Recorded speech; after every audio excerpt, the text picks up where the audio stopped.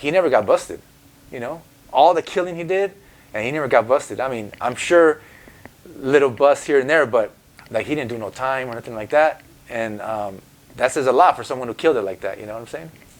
I've seen Sacred hit up a number after his name as well. Yeah. Do you know why he hits that up? Or what does it mean? Does it have a hidden meaning? Yeah, he always did Sacred 194, and I have no idea. I never asked him why he did 194, but that was his number. He was into that, so yeah. When Sacred mentions combining the two crews, is there anyone from KMB who advises against it? Was everyone pretty much on board?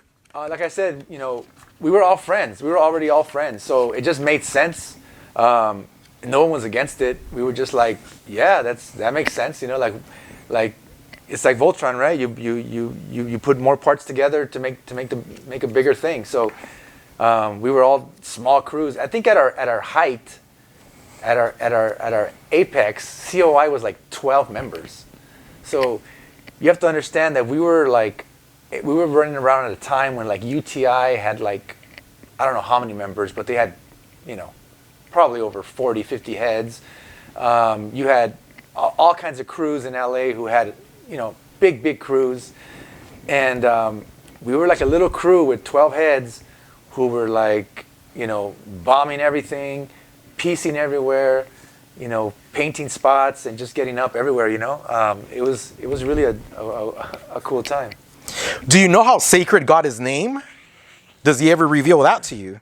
No, you know what? It's funny because a lot of these conversations we never had back then. Like I don't remember how Sacred got his name.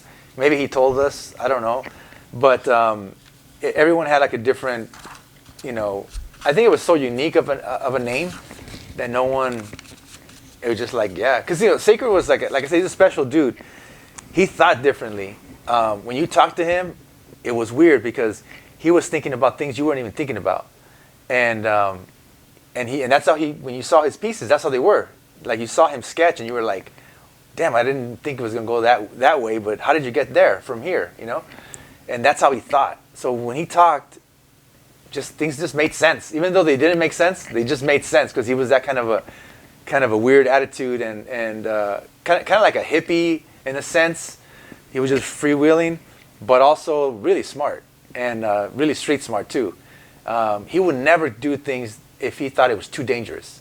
Like if we were going to get into some like real dangerous situation, he wouldn't do it. But if it was a dangerous situation and he knew he could get away, he would do it. so he had this like weird attitude, Another legendary figure from the COI crew is SAHL COI. Can you talk about first meeting him and how does he join your crew? Yeah, so Saul gets in the crew. He's like 14 years old, and so we're having a meeting at Sacred's Pad in Alhambra, and then the homie 125 from BLA back then, he used to hang around with 1-2 all the time, and 1-2 brought him. We had already seen Saul was like famous for these like landmarks on these poles, like every pole had a Saul tag.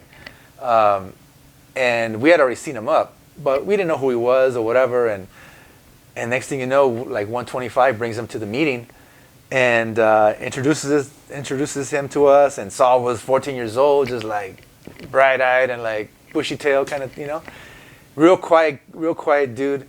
And we were already like, 19, 18, 20 years old. We were like that age. And here's this 14-year-old kid who's killing it, and we just got him in. That day, 1-2 brought him in and just showed him, said, hey, this is Saul. And we're like, you're dope, dude. You're killing it. And you want to get in the crew? He's like, hell yeah. So he got in the crew like that. That was that simple. No one was going to contradict that. He had already done his work and paid his dues. And then he just, boom. After that, he blew up even more. He just like really started learning how to hit spots and to this day, he probably still has more landmarks than a lot of people that I know.